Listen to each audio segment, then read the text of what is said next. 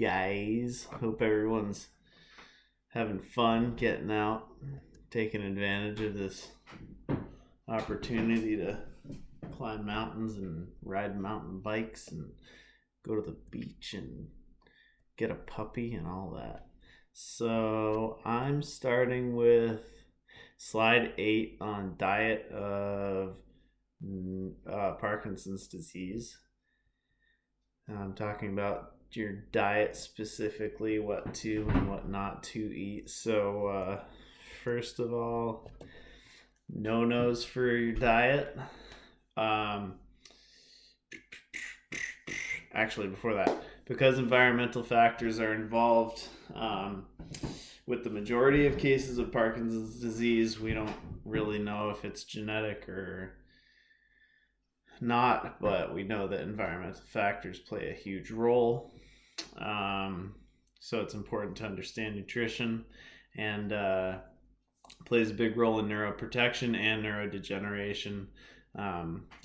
Recent epidemiological studies have revealed the promise of some nutrients. Nothing's conclusive really yet, but a strong correlation is a good start in reducing the risk of Parkinson's disease. And some nutrients have actually been involved with the etiology of the neurodegeneration of that disease.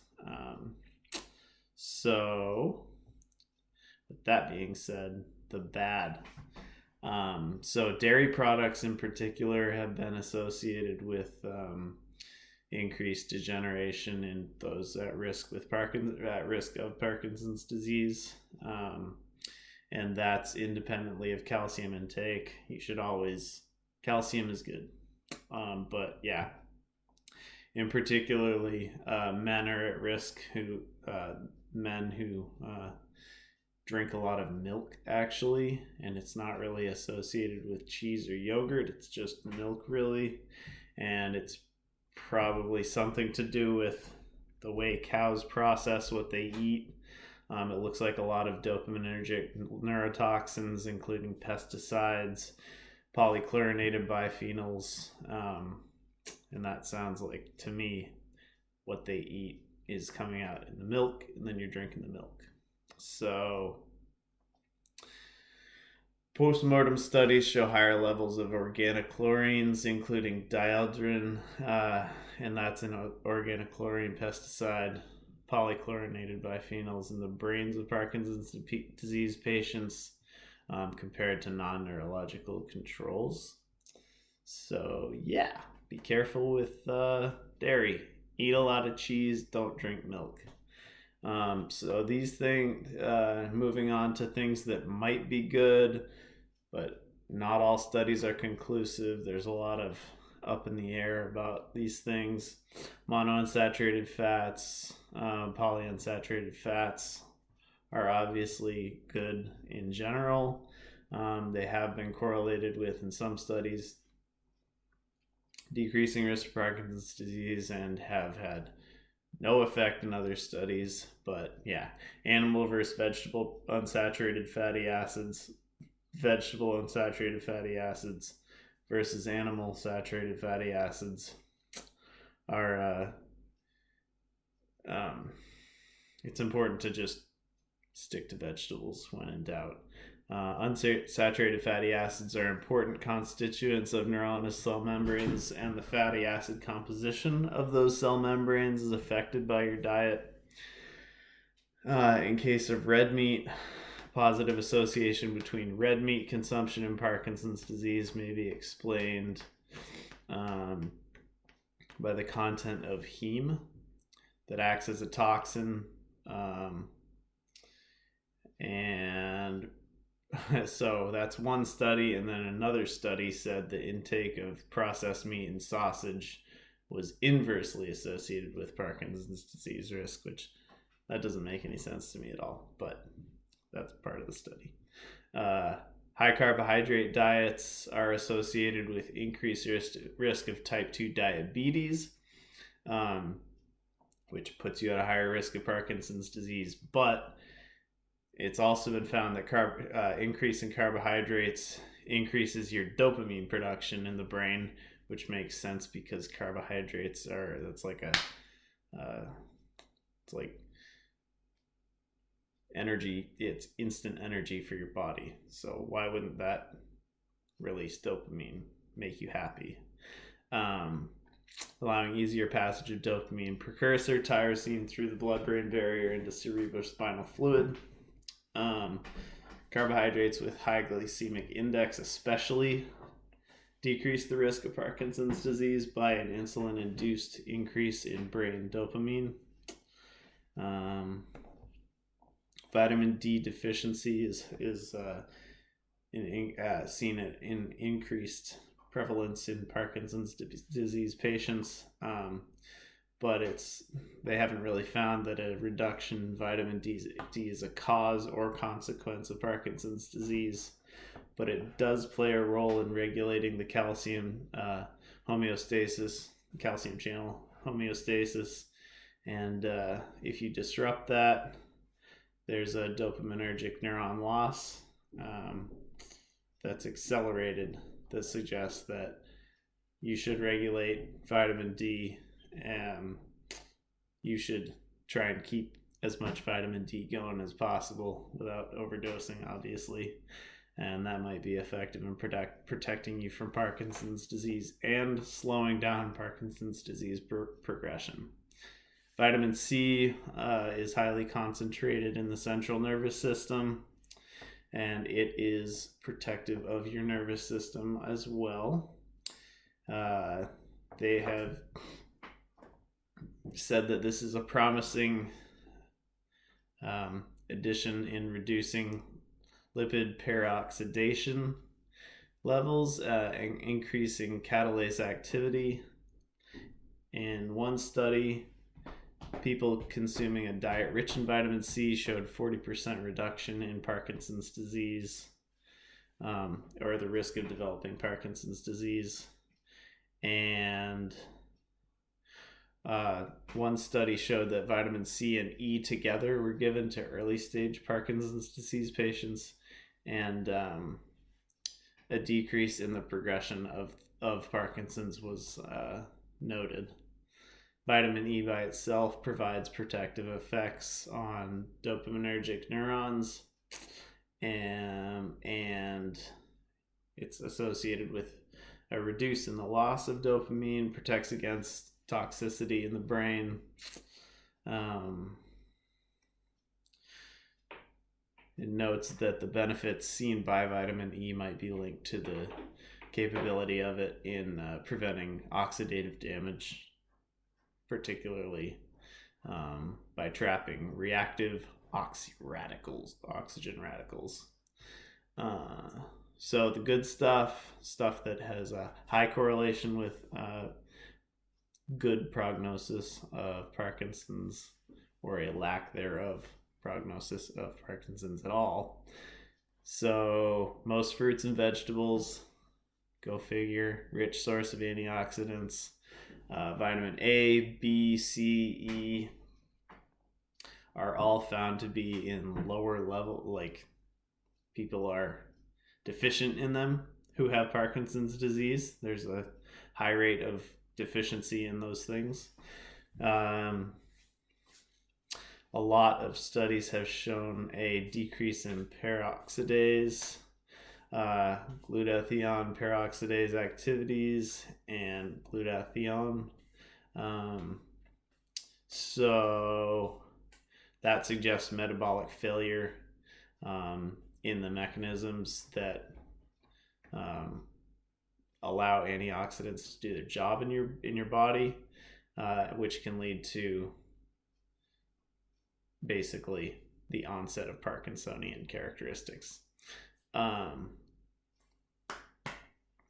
So pomegranate, it might be bad for you. Pomegranate juice exacerbated in one study oxidative stress and neurodegeneration in a rotenone model of Parkinson's disease, which is kind of like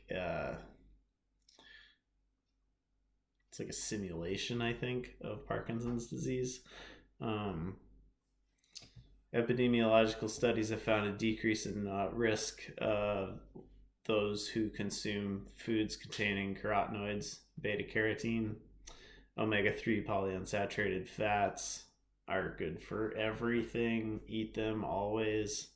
They're neuroprotective for more than Parkinson's disease in the nervous system and many neurodegenerative diseases. Dun, dun, dun, dun. So there haven't been any studies that focused on this in Parkinson's disease, but one study showed supplementation with fish fatty acids, the real stuff, don't take the pills, reduced depression in Parkinson's patients, but it's probably due to them watching their diet more than anything. Soybean isoflavin has been associated with preventing Parkinson's disease in postmenopausal women. I know they're at a decreased risk in comparison to men, but I thought that was interesting. And it's it's the specific protein genistein, which is good for you. I wrote a lot of crap here that I don't want to talk about. So, it restored levels. Anyway, the soybean protein restored levels of dopamine and its metabolites in postmenopausal women who are going through basically a second puberty, reverse puberty, which sucks. Puberty makes you crazy. I can't imagine going through it again. So, inverse association between Parkinson's disease and coffee. So coffee's good, caffeine's good. There's a lot of studies on rodents and food. So rodent studies indicate caffeine reduces dopaminergic toxicity. So that's protective. Black and green tea both have caffeine in them. They have neuroprotective effects in Parkinson's disease in animals again. The Chinese have done a human trial. Israelis have done a human trial that suggests the same. So we've done it on rats. They've done it on people, and they're all positive. So it slows age-related deficits in neurodegenerative diseases. And green tea polyphenols are currently being tested as a treatment for de novo Parkinson's disease patients. Low to moderate beer consumption and wine consumption has been associated with lowering risk. Liquor, on the other hand, liquor kills. We all know that. We feel it in the morning. It says specific components found in red wine: resveratrol, and quercetin specifically elicit neuroprotective effects against Parkinson's disease, and which they reduce inflammation, they prevent apoptosis of dopaminergic producing neurons, and protect neurons against, I don't know what that means. I don't know why I wrote that way.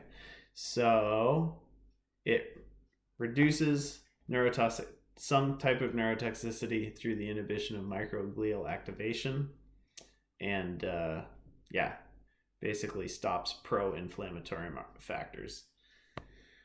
Cabergoline is so if you drink grapefruit juice with cabergoline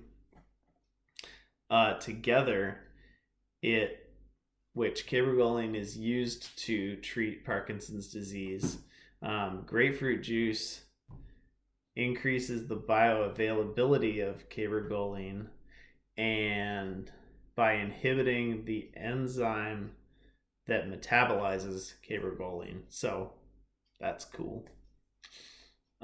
Yeah, so almost by 200% more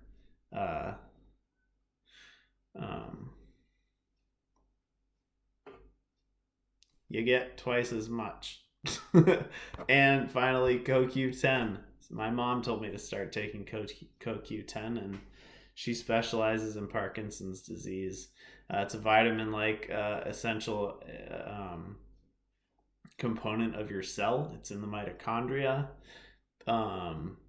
and it helps every cell that has mitochondria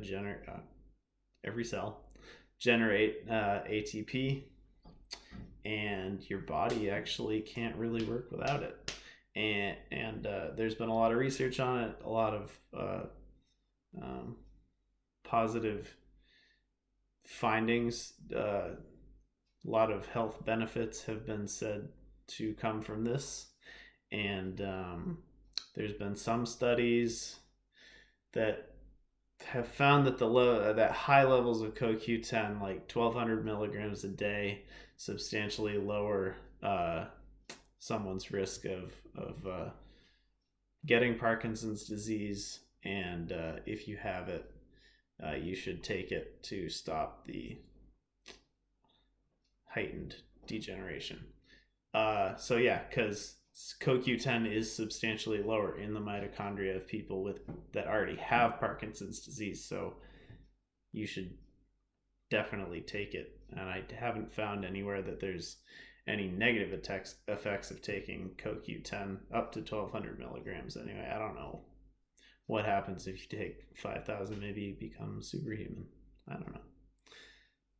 So yeah, that's all I have on that. And then to sum it all up, Cinemet should not be taken on an empty stomach. Basically, Parkinson's disease patients are very susceptible to, which someone else probably already mentioned. You get nauseous really easy. If you take Cinemet on an empty stomach, you'll get more nauseous. Avoid too much calcium and high saturated fats. That's going to increase your free radicals. That's going to turn you into dust faster. Remember Ben talking about, what was it? As you get older, your body gets less efficient at fighting entropy. That's what it was. So eat foods high in fiber, space meals out. This is all about people getting enough food. In Parkinson's, they kind of lose the interest in eating, especially in the later stages. Genetic mutations in systolic proteins can cause disruption of chaperone-mediated apoptosis, or CMA pathway. Eat lots of fruits and veggies. Eat all the colors of the rainbow every day. That's what I always say. And yeah, have a good week, everybody. Get out there and have some fun. Today was really warm. I was doing homework all day. It sucked. Where's the off button? Bye, guys.